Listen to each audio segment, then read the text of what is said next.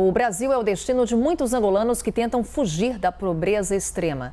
Quase metade da população de Angola vive sem luz em casa e a maioria não tem acesso à rede de água. Isso tudo acontece em meio a denúncias de corrupção no governo angolano. Veja na reportagem especial.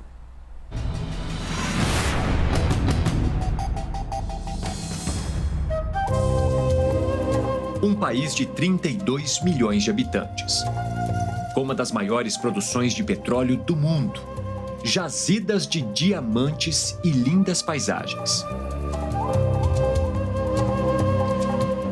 Mas existe uma Angola longe do luxo e da ostentação dos grandes prédios.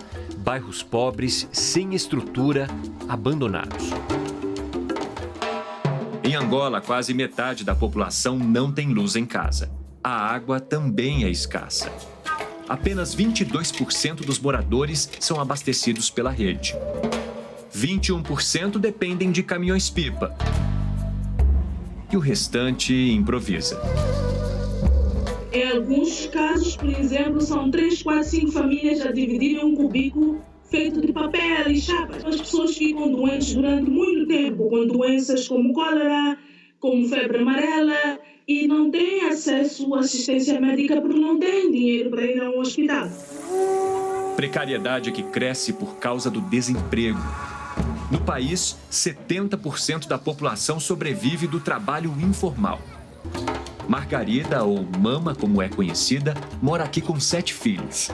O mais velho tem 36 anos. O mais novo, apenas 10. Mama ganha a vida lavando roupa. É daqui que ela tira a renda que sustenta toda a família. Vai fazer um biscato, vai lavar, vai engomar.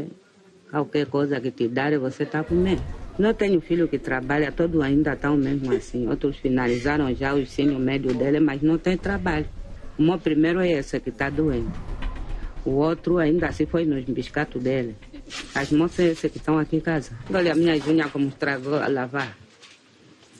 Toda hora na água. Minhas unhas estragou. Angola é um país onde mais da metade da população vive em pobreza multidimensional. Significa que estes moradores não conseguem ter acesso de qualidade à saúde, à educação e ao emprego. Isso ajuda a explicar por que a expectativa de vida em Angola é uma das menores do planeta, 42 anos de idade.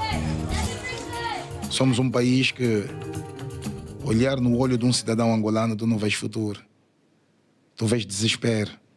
O angolano é um indivíduo desesperado. Não há futuro com o partido que está no poder. Nelson Adelino é músico, radialista e ativista social. Faz parte de um partido de jovens que acabou de ser criado em Angola. Nós vivemos do país do político, que é o país dos sonhos adiados. Essa independência de 45 anos de idade, hein? Que tem o comportamento de um bebê de berço. O bebê de berço é aquele que ainda nem engatinha, está ali no berço. O país ainda engatinha porque demorou para conquistar a independência. Na década de 60, Angola ainda era colônia de Portugal quando 3 grupos começaram um movimento de separação. Movimento Popular de Libertação de Angola, Frente Nacional pela Libertação de Angola e a UNITA, a União Nacional para a Independência Total de Angola. Em janeiro de 1975, o governo de Portugal cedeu e assinou um acordo que permitiu que os partidos assumissem o poder de Angola. Mas o que era para ser libertação se transformou em motivo para uma guerra civil entre os próprios movimentos. Então, a independência já começa fraturada, né? Porque aí depois a UNITA e a FENELA, no mesmo dia, declaram a independência no AMBO. Então você tem 2 independências declaradas em Angola na data programada, né? Dentro dos acordos. E então, na verdade, a luta anticolonial ela acaba e a guerra civil começa praticamente no dia seguinte. Foram 37 anos de conflito. 500 mil pessoas morreram. A guerra civil só acabou depois da morte do líder de um dos partidos, deixando um país destruído e miserável.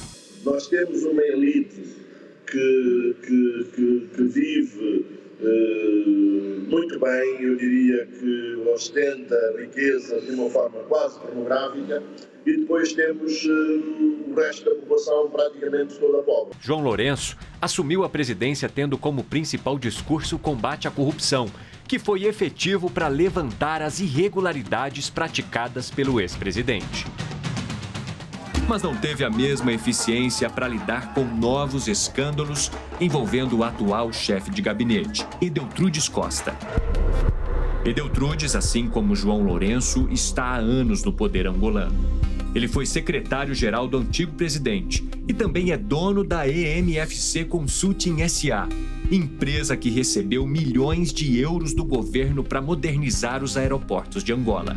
As investigações apontam que as obras foram superfaturadas e, com o dinheiro, Edeltrudes comprou casas de luxo em Portugal e alimentou contas bancárias no Panamá com valores incompatíveis com o cargo de ministro.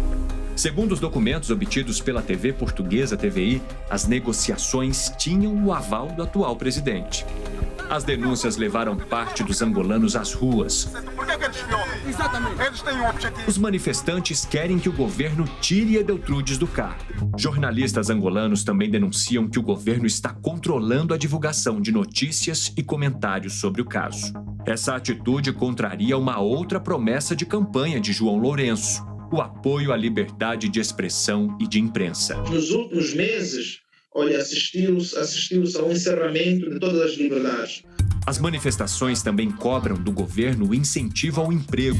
É que o presidente prometeu criar 500 mil vagas de trabalho para a população. Mas o projeto ainda não saiu do discurso. Os angolanos têm estado a perder terrivelmente empregos todos os dias. Há pessoas que são despedidas em massa nas empresas por causa das condições. Nossa reportagem tentou falar com o presidente inúmeras vezes, mas a assessoria do governo informou apenas que ele não tinha disponibilidade. Sem trabalho, cada vez mais pessoas buscam uma oportunidade de emprego em outros países. O Ministério da Justiça tem uma lista com mais de 4 mil angolanos que estão à espera do visto brasileiro. Mas eles se mudam para o Brasil antes mesmo de conseguir a documentação. A maioria vem para São Paulo e vive bem no centro da capital. É aqui que eles buscam por oportunidades de trabalho. Foi aqui no centro de São Paulo que a angolana Shelfa passou dos restaurantes às passarelas. Ela se mudou para o Brasil há 3 anos para trabalhar como garçonete. Mas a beleza e a estatura chamaram a atenção de empresários do setor da alta costura. Em pouco tempo, lá estava ela num dos principais eventos do mundo, o São Paulo Fashion Week. Mas quem vê palco não vê bastidor. Eu vivia num bairro que é o maior subúrbio de Luanda, no município de Calambaquiache, que 80% da população não tem emprego e não tem nenhum tipo de desenvolvimento social. Vocês moravam em quantas pessoas lá? Comigo era 11. Na época, só meu pai trabalhava. Além da precariedade, Shelfa e a família tinham de conviver com a insegurança dos bairros do subúrbio. A casa dela já foi invadida por criminosos. Só que eu fiquei com aquele trauma, eu não conseguia mais dormir. Não conseguia sair na rua, sempre que eu saísse na rua, sempre tinha aquele trauma de ser assaltada, coisa do gênero. Então, isso acendeu muito em mim a vontade de querer emigrar. A coragem de encarar um país desconhecido também garantiu a modelo a autoconfiança que ela precisava para as passarelas. Às vezes eu me pergunto de onde é que eu encontro tanta força para aguentar, para suportar tudo que eu já passei e ainda assim tudo que eu venho passar. Quem consegue sair de um bairro como o meu, vir para o Brasil sem família, sem ninguém e conseguir desfilar no São Paulo Fashion Week, conseguir fazer 6 vezes Vogue. Se eu não sou guerreira, então não sei se eu sou o quê.